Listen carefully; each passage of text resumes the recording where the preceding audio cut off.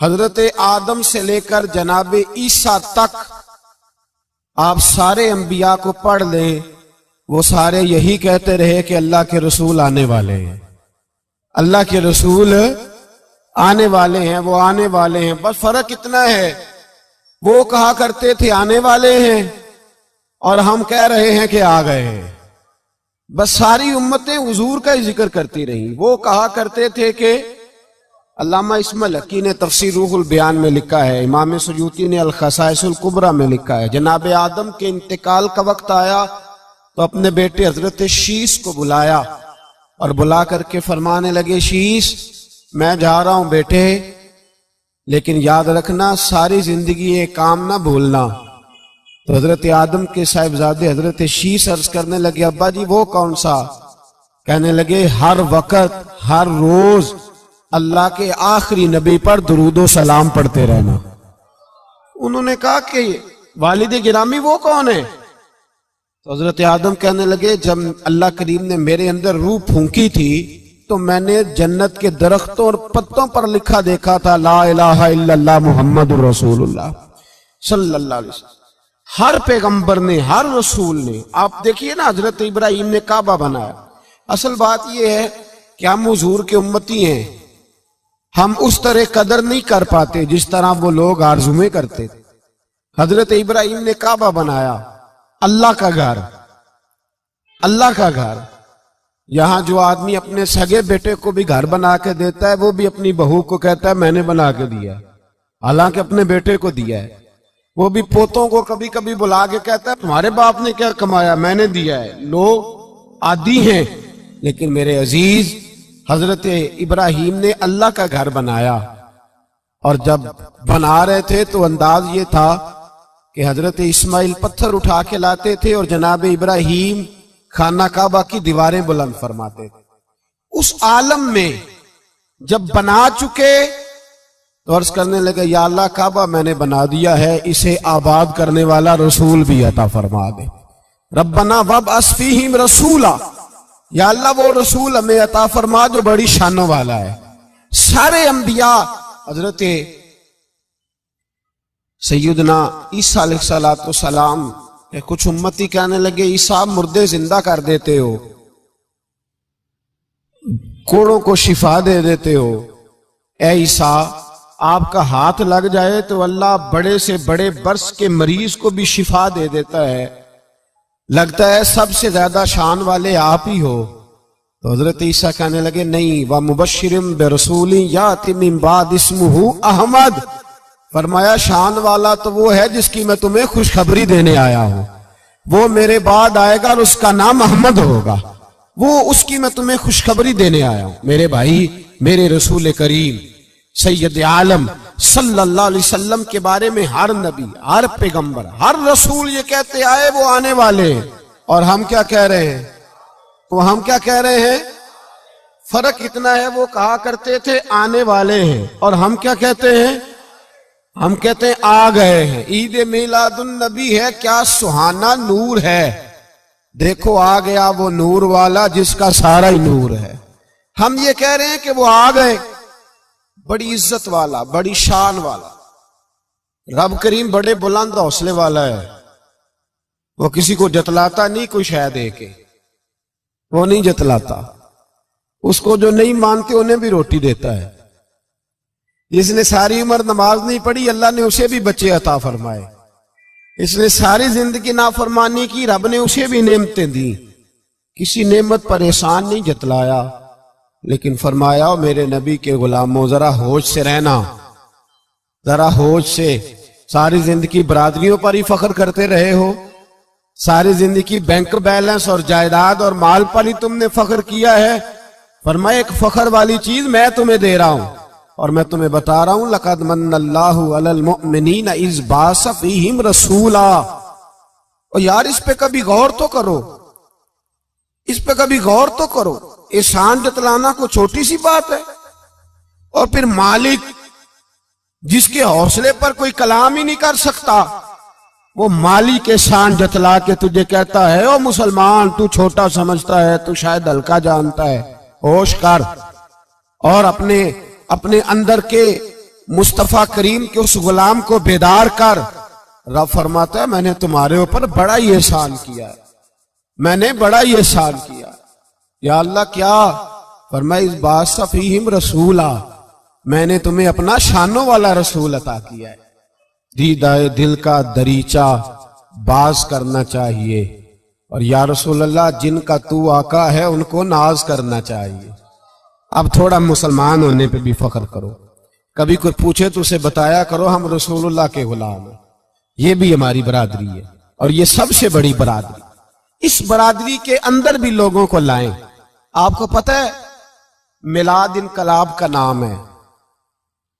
मिलाद जब तक नहीं हुआ था तो बेटियां जिंदा दफन होती थी।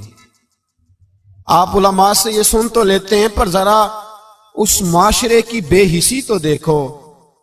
बेटी जान होती है बाप की, बेटी रौनक होती है घर की। एक आदमी के 11 बेटे हैं, तो मुझे एक दफा कहने लगा दुआ करें अल्लाह मुझे बेटी भी दे। तो मैंने कहा 11 बेटे हैं, कहने मेरी तो मंजी नूं रोना भी किसे नहीं, बेटे तो नहीं ये काम करते, तो दुआ करें अल्लाह बेटी दे। मेरी चारपाई के पास तो कोई बैठे। ओ भाई बेटी जो इतने वकार वाली हुई, तो आप पढ़िए ना, हजरत दाहिया कल्बी कहते हैं मैं मौजूद था जब वो शख्स आया था। लोग 12 रबीउल अव्वल के इस मामले को मामूली वाकया समझने लगे। ना भाई हम तुम्हें पैगाम दे रहे हैं, ये मामूली वाकया नहीं। हजरत दाहिया कल्बी कहते हैं उस शख्स ने आके अर्ज की या रसूल अल्लाह सल्लल्लाहु अलैहि वसल्लम मैंने 100 बच्ची जिंदा दफन की है, जिंदा दफन। और कहते हैं मेरी अपनी बेटी, मैं सफर पे था तिजारत पे, तो मेरे पीछे से मेरे घर में बेटी हो गई। मेरी बीवी ने अपने मेके जाके छुपा दी। तो मैं वापस आया तो उसने कहा बच्चा हुआ था, फौत हो गया, मैंने दफन कर दिया। जब बच्ची 4-5 साल की हुई तो मुझे पता चला मेरी बेटी है। कहते मैं उसे लाया और मैंने उससे कहा मैं तेरा बाप हूं, तुझे तोहफा लेके दूंगा, खाना खिलाऊंगा। कहते हैं वो मेरे बालों से कभी लिपटती, कभी मेरे सीने पे हाथ रखती, कभी मेरा माथा चूमती। पर मैं उसे ले गया और ले जाकर मैंने गड़ा खोदा, और उस गड़े में उस बच्ची को जब रखा, उसने बाहर आना चाहा तो मैंने उसके सर पे जरब लगाई। जब चोट लगाई तो वो दोबारा गड़े में गिरी। मेरा वैसे विजदान कहता है कि जब से मिलाद हो गया है, आज किसी बाप की बेटी अगर चारपाई से गिर जाए तो शायद वो सारी रात सो न सके कि बच्ची गिर गई है मेरी। कहते मैंने चोट लगाई सर पे, खून बहा तो वो गिरी, मैंने मिट्टी डाली, वो अब्बा जी कहती रही। कहते हैं जब उसका वजूद छुप गया और उसके चेहरे पर मिट्टी पड़ने लगी तो उसने एक लफ्ज कहा। वो लफ्ज मुझे आपके पास लाया है। वो बेटी कहने लगी है अल्लाह बता तेरा रहमत लिल आलमीन नबी कब आएगा। या अल्लाह बड़ी बेटियां दफन हो गईं, बड़ी माएं मंडियों में बिक गईं, गरीब बड़े लुट गए, परेशानियां बड़ी बढ़ गईं। अल्लाह बता ना तो उसे कब भेजेगा। अब कितनी देर है, अंधेरा बड़ा गहरा हो गया, अब नहीं जिया जाता, अब नहीं सहा जाता, अल्लाह तू कब भेजेगा। हजरत दाहिया कल्बी कहते हैं वो बता रहा था और नबी करीम बार बार अपनी चादर का पल्लू उठाते थे और अपने आंसू पूंछते थे। बार बार चादर का पल्लू उठाते थे और आंसू पूंछते थे, बार बार उठाते थे आंसू पूंछते थे। हजरत दाहिया कल्बी कहते हैं हुजूर ने पूछा तेरी जुर्रत कैसे हुई, तू हौसला कहां से लाया। उसने कहा महबूबा पता नहीं, लेकिन कुर्बान जाऊं या रसूल अल्लाह सल्लल्लाहु अलैहि वसल्लम, मैंने आज सवेरे आपके एक सहाबी को ये कहते सुना है कि वमा अरसलनाका इल्ला रहमतल लिल आलमीन। तो वो ये रहमतल लिल आलमीन के लफ्ज हैं, ये तो मैंने अपनी मरती हुई बेटी से सुने थे। तो आज जब मैंने उसकी जुबान से सुने तो मैंने कहा तू उन्हें जानता है। कहा जानता हूं। कहा मुझे भी ले चल। तो हुजूर मैं आपके दरवाजे आया हूं, रब माफ कर देगा। तो मेरे हबीब ने फरमाया चल पढ़ कलमा, जो मेरा कलमा पढ़ ले अल्लाह उसके सारे गुनाह माफ कर दिया करता है।